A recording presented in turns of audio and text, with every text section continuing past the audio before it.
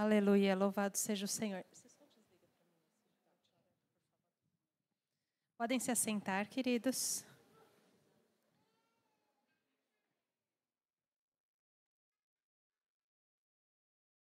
Glória a Deus pelo seu amor e bondade. Amém? Queria pedir que os irmãos abrissem comigo em Apocalipse 21.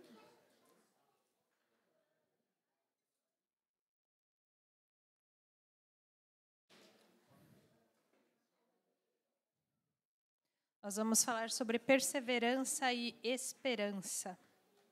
Amém? Apocalipse 21, nós vamos ler do 1 ao 9 e depois o 22, de 1 a 5.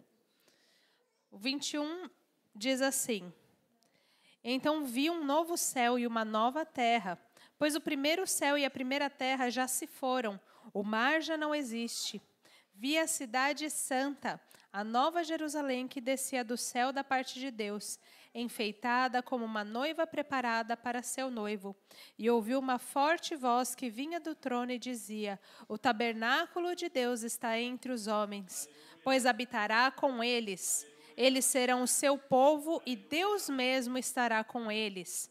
Ele lhes enxugará dos olhos toda lágrima, e não haverá mais morte, nem pranto, nem lamento, nem dor, porque as primeiras coisas já passaram. O que estava sentado sobre o trono disse: Eu faço novas todas as coisas. E acrescentou: Escreve, pois essas palavras são fiéis e verdadeiras. E disse-me ainda: Está cumprido.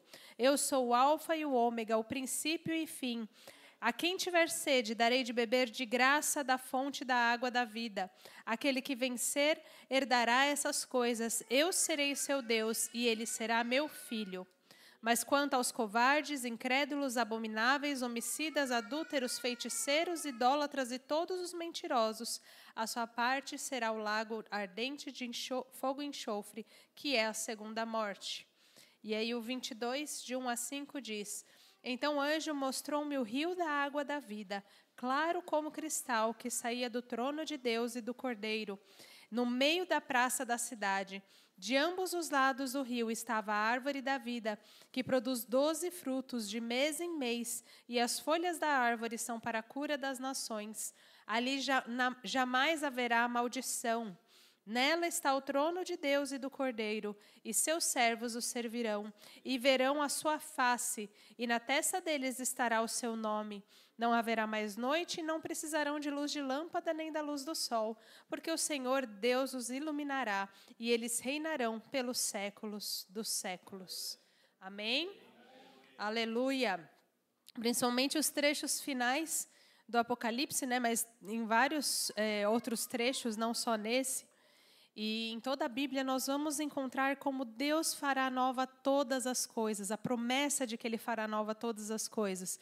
Então toda dor, toda aflição, todo sofrimento, todo lamento, eles vão acabar para sempre. E aí a gente receberá o consolo completo e a restauração que nós temos esperança de alcançar, amém? Isso faz parte de todas as promessas do Senhor. Ele fala que Ele vai ter cura para as nações, fim da maldição. Então, o livro de Apocalipse, ele é um livro que fala também sobre esperança. A esperança e resgate do Senhor para todos nós, curando todos os corações, abençoando todos os corações, trazendo resgate para aqueles que são seus. Amém? Vamos abrir em Romanos 5, para a gente ainda lembrar um pouco mais dessa questão. Romanos 5, nós vamos ler de 1 a 11. Quem são essas pessoas que o Senhor resgatará?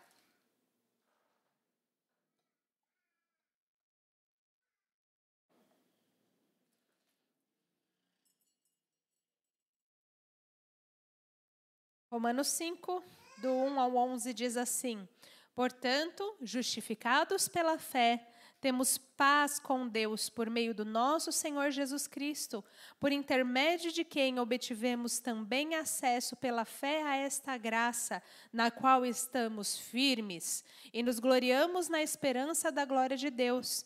Não somente isso, mas nos gloriamos também na tribulação. Sabemos que a tribulação produz perseverança, a perseverança, a aprovação, e a aprovação, esperança. E a esperança não causa decepção, visto que o amor de Deus foi derramado em nosso coração pelo Espírito Santo que nos foi dado. Ora, quando éramos fracos, Cristo morreu pelos ímpios no tempo adequado, porque dificilmente haverá quem morra por um justo, pois talvez alguém ouse até morrer por quem faz o bem. Mas Deus prova o seu amor para conosco, ao Cristo ter morrido por nós, quando ainda éramos pecadores. Assim, agora justificados pelo sangue, muito ainda mais seremos por ele salvos da ira. Porque se nós, quando éramos inimigos, fomos reconciliados com Deus pela morte de seu Filho, muito mais, já estando reconciliados, seremos salvos pela sua vida. E não somente isso, mas também nos gloriamos em Deus por meio de nosso Senhor Jesus Cristo, pelo qual recebemos agora a reconciliação. Então, quando nós não éramos dignos de nada, quando nós estávamos mortos em nossos pecados, em nossas dores, em nossas ofensas, o Senhor morreu por nós. Ele não esperou uma atitude nossa, um pedido de Senhor, salva-me. Ele nos salvou, mesmo quando a gente nem tinha condição de pedir um resgate. E aí é interessante que a gente foi salvo não só dos nossos pecados, mas nós fomos salvos também da ira, ele fala, né? Da ira que vai vir, que a gente leu no livro do Apocalipse, que é reservada para aqueles que continuam rejeitando a palavra do Senhor, nós somos livres disso. E aí ele fala também de nós nos gloriarmos, de nós nos alegrarmos com a tribulação. Quem gosta de se alegrar com a tribulação? É fácil se alegrar com a tribulação? Mas aqui a palavra diz que ela produz perseverança. Quando nós estamos sendo afligidos, quando nós estamos passando por uma situação de angústia e dor, a gente tem a oportunidade de deixar que o Senhor forme em nós a perseverança. Né? Que olha, não, mesmo nessa situação difícil, mesmo nessa dor, mesmo nessa dificuldade, eu louvarei ao Senhor. Eu vou ficar firme com os pés na salvação que o Senhor me entregou. Amém? E aí essa perseverança vai produzir a aprovação. A aprovação do quê? A aprovação do nosso caráter, a aprovação da nossa transformação. E aí quanto mais nós somos transformados, mais nós temos o quê? Esperança. E aí sim que vira um escândalo a nossa vida.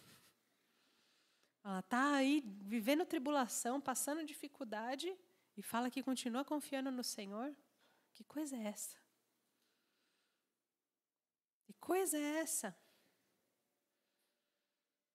Mas é isso, porque a gente passa a ter os olhos no resgate do Senhor. E aí, quem consegue nos afastar disso? Ninguém. Se a gente permite que toda provação, qualquer provação que seja, porque nós estamos no mundo mau, nós estamos num mundo que caiu no pecado. Então a gente está sujeito a viver diversas tribulações. Mas vamos permitir que ela provoque, que ela gere perseverança em nós. Amém? Por quê? Por que que às vezes a gente se sente tão abandonado por Deus no sofrimento?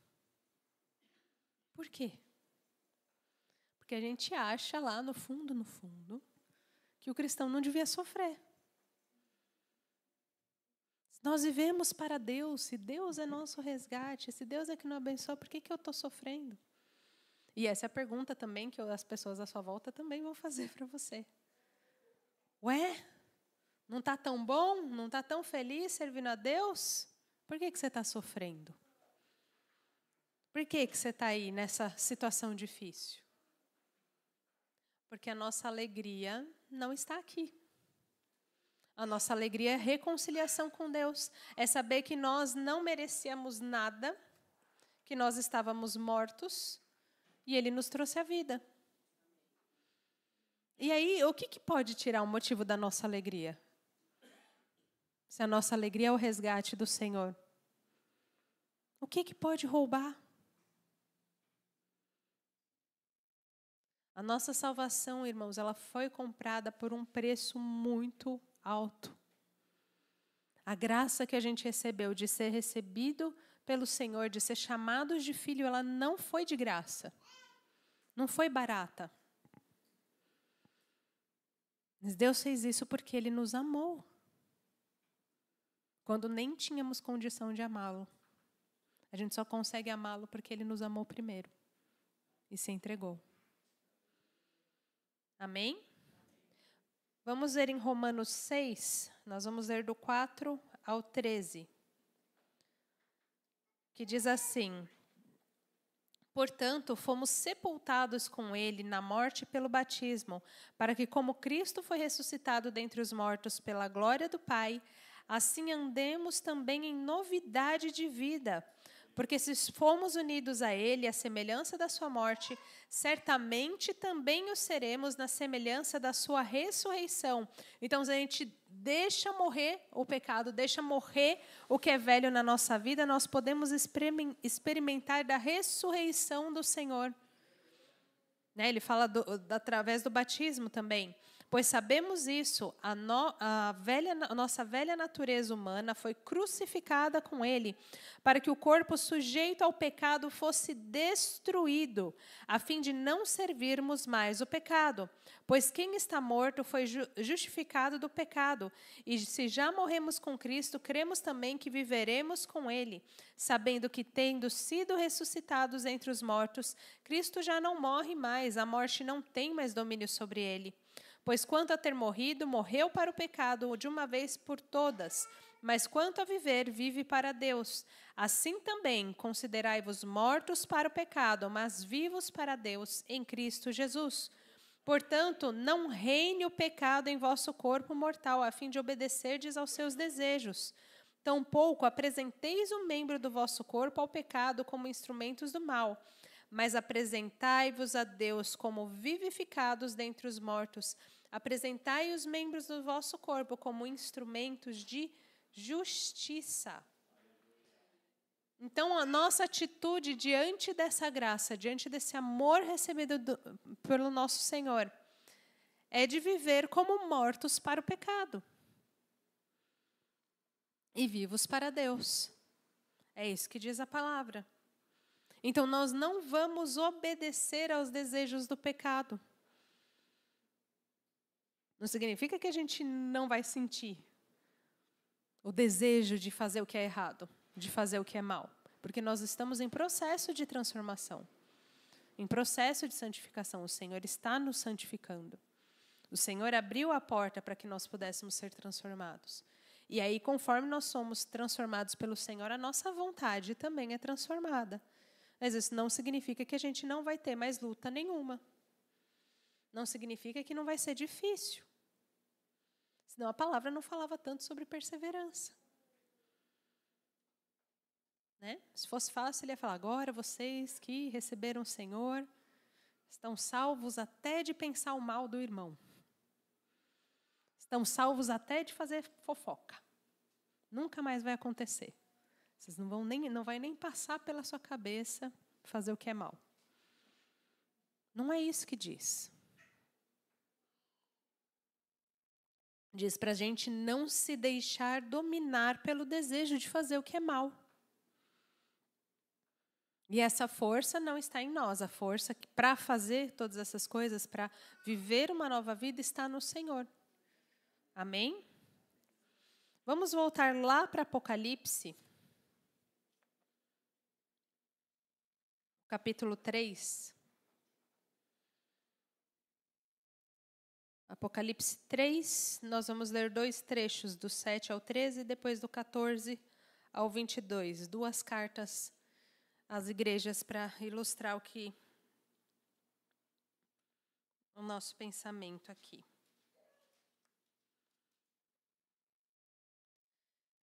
Apocalipse 3, versículo 7 diz assim: escreve ao anjo da igreja em Filadélfia: Assim diz aquele que é santo, verdadeiro, o que tem a chave de Davi, o que abre e ninguém pode fechar, o que fecha e ninguém pode abrir.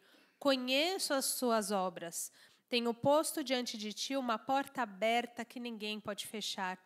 Tens pouca força, mas guardaste a minha palavra e não negaste o meu nome. Farei aos da sinagoga de Satanás, aos que se dizem judeus e não são, mas mentem.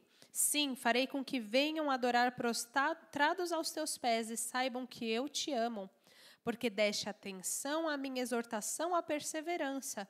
E eu também te guardarei da hora da provação que virá sobre o mundo inteiro, para pôr à prova os que habitam sobre a terra. Venho sem demora, conserva o que tens, para que ninguém tome a tua coroa. Farei do vencedor uma coluna no templo do meu Deus, de onde jamais sairá. Escreverei nele o nome do meu Deus, o nome da cidade do meu Deus, a nova Jerusalém, que desce do céu da parte do meu Deus, e também o meu novo nome. Quem tem ouvidos para ouvir, ouça o que o Espírito diz às igrejas. Então, ele está falando que, mesmo nesse contexto aqui, de uma igreja que tinha pouca força, pode guardar a palavra e não negar o Senhor. Né? Conheço suas obras, tenho posto diante de ti uma porta aberta que ninguém pode fechar. Tem pouca força, mas guardaste a minha palavra e não negaste o meu nome. Permaneceu firme, mesmo tendo pouca força. Então, mais uma vez, a palavra nos mostra que mesmo em momentos de dificuldade, mesmo quando a gente se olha como fraco, como aquele que não tem nada, a gente pode olhar o Senhor e ter a força do Senhor. Porque isso permite que nós guardemos a palavra e não neguemos o nome do Senhor. Porque a nossa força está nele.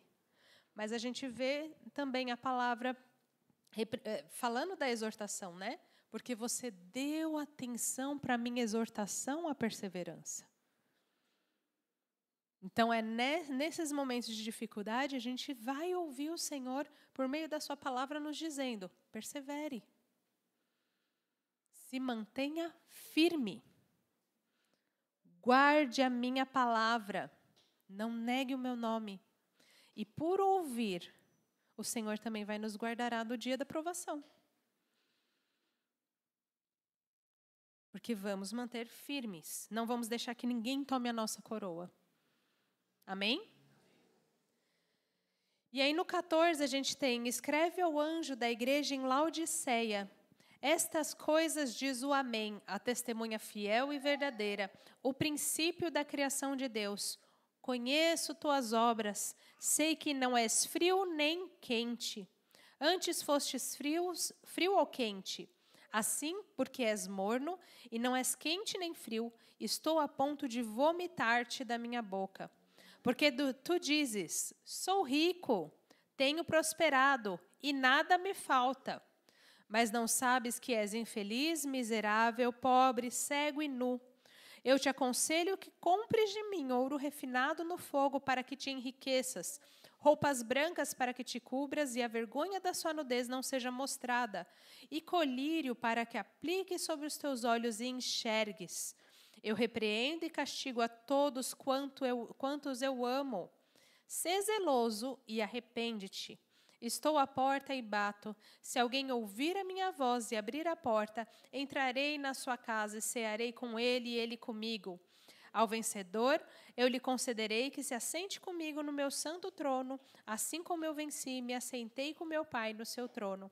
Quem tem ouvidos, ouça o que o Espírito diz às igrejas. Nós temos um chamado aqui para cuidar dos tempos tranquilos.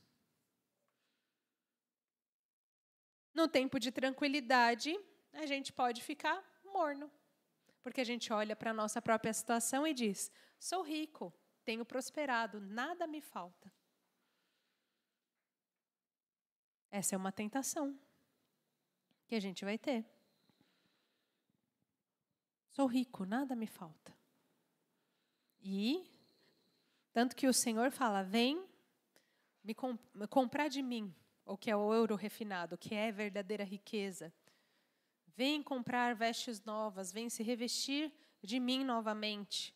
E ele fala que ele vai dar colírio para enxergar. Para aquele que se arrepender, para aquele que se voltar ao Senhor e falar, Senhor, me faz ver. Nesse tempo de coisas boas, me faz ver. Me faz ver que eu continuo dependente do Senhor. Me faz ver que eu continuo dependendo da sua graça. Me faz ver que sem o Senhor eu não sou nada. Essa riqueza de nada vale. Esse momento de paz não vale nada se o Senhor não estiver comigo. Então me ajuda, me faz ver onde eu preciso me corrigir. Então o Senhor, Ele chama ao arrependimento, e por isso que eu falei que o Apocalipse ele é uma mensagem de esperança. Porque é para todos os que creem na mensagem que o Senhor está próximo. E aí Ele chama, olha, eu conheço as suas obras, precisa se acertar. Olha, eu conheço as suas obras, você está sendo perseverante, mantenha a perseverança. Eu sei o que está acontecendo na sua vida, se arrepende. Em vários momentos no texto de Apocalipse, a gente vê a repetição dessa mensagem. Se arrepende. Quantas vezes a gente já ouviu palavras sobre a importância do perdão? E às vezes a gente não quer perdoar. A gente vê palavras sobre a importância de não virar a cara para o irmão, de tratar com o irmão em amor. E aí às vezes a gente ainda faz. A gente vê a palavra sobre considerar os interesses dos irmãos superiores aos nossos. E a gente fala, não, sou crente, mas não sou trouxa.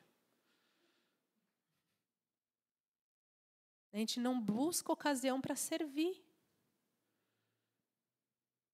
Porque a gente quer ser parecido com Jesus, mas nem tanto assim. A gente quer ser parecido com Jesus, como ele disse, né? Assentado no trono da glória do Senhor. Dizendo que não é dono do mundo, mas é filho do dono. Mas a gente não quer ser parecido com Jesus nos açoites, na crucificação, na morte, na entrega. A gente quer ser parecido com Jesus lá descrito no fim de Apocalipse, né? O Cordeiro,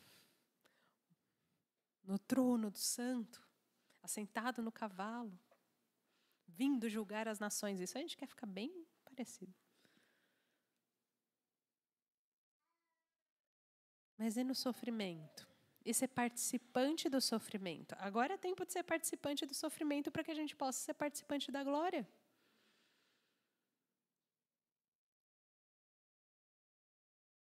Essa é a hora. A gente precisa atentar onde na nossa vida a gente precisa de arrependimento e onde na nossa vida a gente precisa de perseverança. E buscar o Senhor. Ele está nos chamando. Vem, compra de mim o que você precisa. Está faltando isso, né? Você acha que é rico, mas não sabe que é infeliz, miserável, pobre, cego e nu. Vem, compra de mim a roupa que você precisa.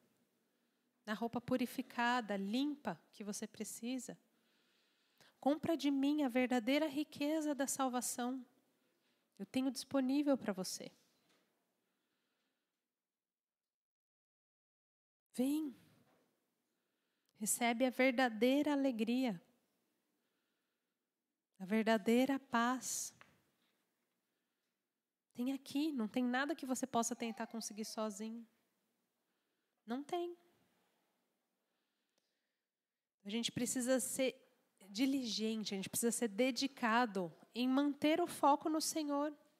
A gente precisa ver se a gente está permitindo que as circunstâncias ou nos destruam, em vez de gerar perseverança, ou nos esfriem. Uma circunstância ruim tem o risco de nos destruir. Uma circunstância boa tem o risco de nos esfriar. A gente está sempre em risco. Caso vocês ainda não tenham percebido no dia a dia de vocês, a gente está sempre em risco.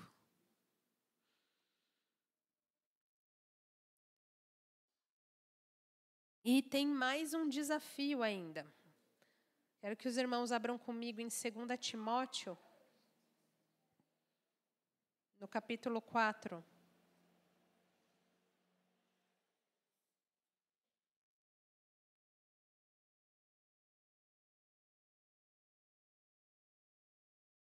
Segunda Timóteo 4, do 1 ao 5, diz assim. Vou esperar o povo chegar. 2 Timóteo 4, de 1 a 5.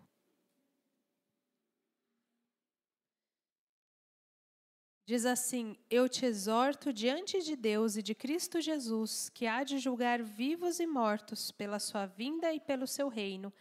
Prega a palavra, insiste a tempo e fora de tempo, aconselha, repreende e exorta com toda a paciência e ensino, porque chegará o tempo em que não suportarão a sã doutrina, mas desejando muito ouvir coisas agradáveis, juntarão para si mestres segundo os seus próprios desejos, e não só desviarão os ouvidos da verdade, como se voltarão para as fábulas. Tu, porém, sê equilibrado.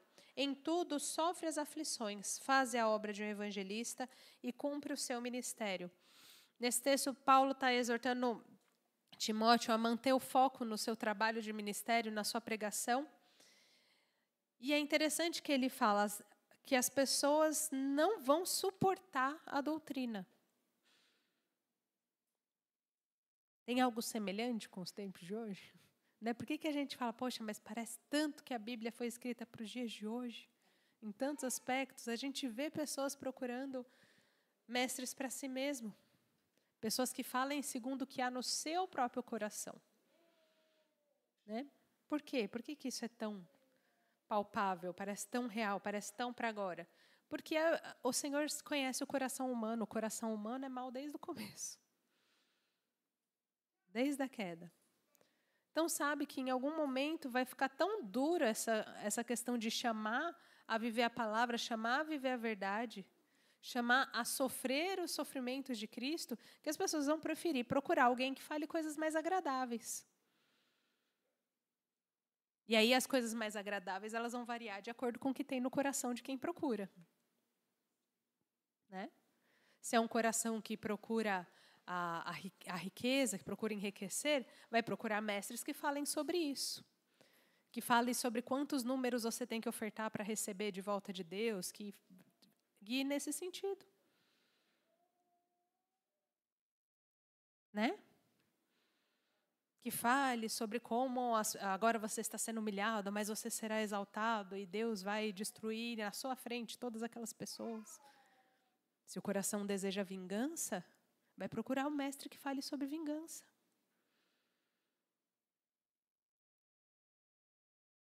Irmãos, como está o nosso coração? Será que o nosso coração deseja a palavra de vida? Ou deseja outras coisas?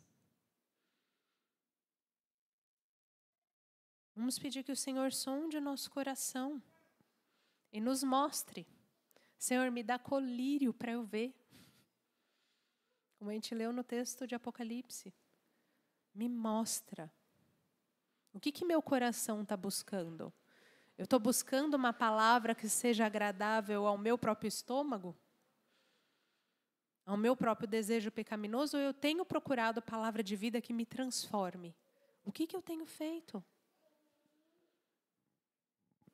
O que eu tenho feito, Senhor? O que eu tenho buscado? Eu quero pôr os olhos no Senhor. Eu quero pôr os olhos no Senhor. Um coração que não se permite ser transformado pelo Senhor. Talvez seja enganado. Talvez seja daquele que bate na porta e fala, Senhor, te servi a vida inteira. Ele fala, não, o seu nome não está aqui. Não basta ir na igreja, irmãos. Embora ir na igreja também seja importante. A gente não pode deixar de congregar. Porque é aqui que nós somos moldados. É aqui que você tem chance de ver alguém olhando torto para você e perdoar. É aqui que você tem chance de olhar quem é mais necessitado que você e suprir. É aqui que você vai conseguir, em conjunto com um monte de gente imperfeita também buscando ao Senhor, que você vai aprender a amar como o Senhor te amou, mesmo sendo imperfeito. Mesmo não prestando para muita coisa. O Senhor te amou. Mesmo não prestando para muita coisa, o Senhor me amou. E Ele nos transforma. Amém? Estamos perto do fim. Quero que os irmãos abram comigo em 2 Pedro 3.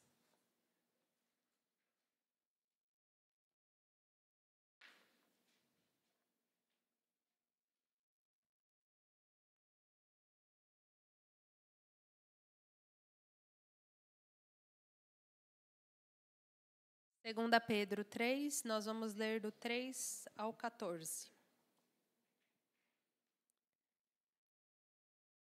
Sabei antes de tudo que nos últimos dias virão zombadores, com sua zombaria, andando de acordo com seus próprios desejos, dizendo: onde está a promessa da sua vinda? Porque desde que os pais morreram, todas essas coisas permaneceram como desde o princípio da criação. Pois de propósito ignoram que desde a antiguidade, pela palavra de Deus, existiam céus e terra, e essa foi tirada da água através da água.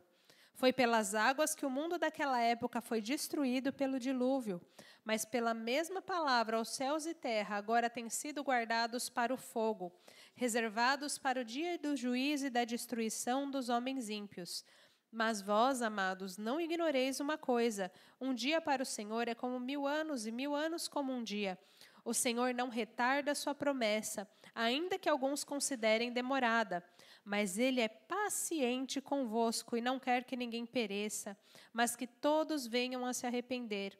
Contudo, o dia do Senhor virá como ladrão, no qual céus e terra passarão com grande estrondo, e os elementos queimando se dissolverão, e a terra e as obras que há nela serão descobertas. Se todas essas coisas serão assim destruídas, que tipo de pessoas deveis ser? Pessoas que vivem em santidade e piedade, aguardando e esperando ansiosamente a vinda do dia de Deus. Por causa desse dia, os céus se dissolverão pelo fogo, os elementos ardendo derreterão. Nós, porém, segundo sua promessa, aguardamos novos céus e nova terra, nos quais habita a justiça. Por isso, amados, enquanto aguardeis essas coisas, esforçai-vos para que sejais achados em paz por Ele, imaculados e irrepreensíveis. Então haverá dificuldade, haverá pessoas que vão continuar zombando. Esses crentes ficam falando que o mundo vai acabar. Ainda para ajudar tem o pessoal que fica querendo colocar data no fim do mundo, né? É o fim desse ano, é daqui 5, 10 anos. Fica querendo falar a data. Fala, esses crentes toda hora falam que o mundo vai acabar e o mundo não acaba. Fica como está desde o princípio. E a palavra ele está falando, já não é como era do princípio, porque o dilúvio destruiu tudo. Como era no princípio, já foi destruído no dilúvio. E ainda vai ser destruído de novo, na vinda do Senhor. A gente não precisa se preocupar em quando vai ser, como vai ser, mas em ser pessoas que vivem em santidade e piedade, aguardando e esperando ansiosamente o dia do Senhor. E aí a gente não se preocupa também com o fato de que tudo vai ser destruído, porque a gente sabe também que haverá novos céus e nova terra. Todas as coisas serão feitas novas. E a gente precisa se preocupar em ser achado em paz, imaculados e irrepreensíveis. Em ser achados pelo Senhor, verdadeiramente transformados por aquilo que Ele estendeu para nós. E aí mesmo a demora da volta do Senhor, ainda Pedro deixa claro que mesmo essa demora, mesmo isso é prova do amor de Deus, que está dando cada vez mais chance de que as pessoas se arrependam. Assim, no fim, ninguém vai poder dizer, mas eu não sabia, não deu tempo de eu me arrepender. Não, Deus deu plenitude de tempo para a gente se voltar a Ele e buscar ao Senhor. Amém? E que nós sejamos esses que sejam achados em paz, sem contaminação do mundo e irrepreensíveis. Amém? Para encerrar, eu queria que os irmãos lessem comigo o Salmo 27.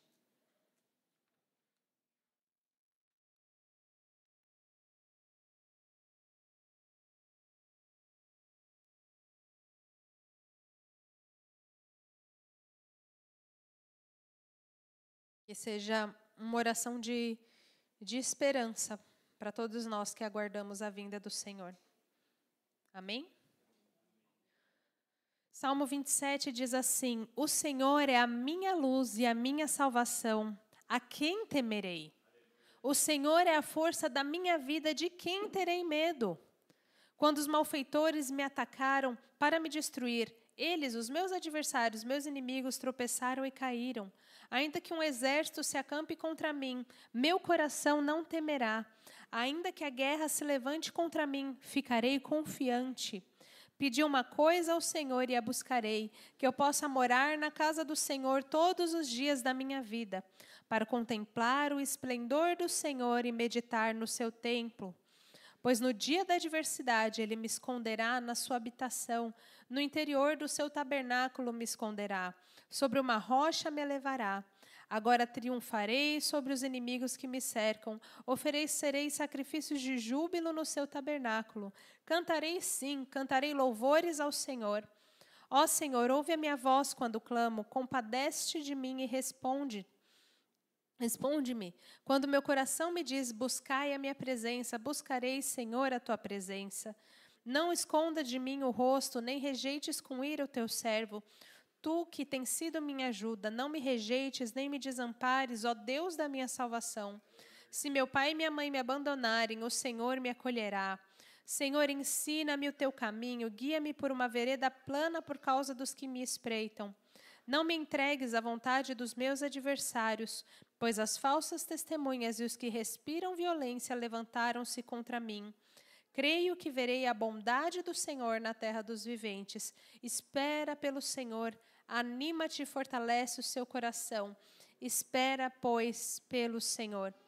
Então, que o nosso coração esteja voltado a isso, voltado a ter confiança no Senhor. Né? Os inimigos da nossa alma, todos eles, a tristeza, a dor, a peste, o medo, todos eles vão ser derrotados. Eles não têm poder algum diante daquele que venceu todas as coisas. Essa é a vitória que nós aguardamos e por isso a gente não se deixa entristecer. E quem pode tirar de nós essa vitória? Quem pode tirar de nós o que o Senhor preparou para nós? Ninguém. Persevere. Persevere no Senhor. Ainda que o tempo de hoje seja tempo de luta, ainda que o tempo de hoje seja tempo de dificuldade, isso não vai durar para sempre. Mas o amor do Senhor dura para sempre. O poder do Senhor dura para sempre. O resgate do Senhor dura para sempre. E é nesse lugar que os nossos olhos devem estar. Amém? Feche os seus olhos.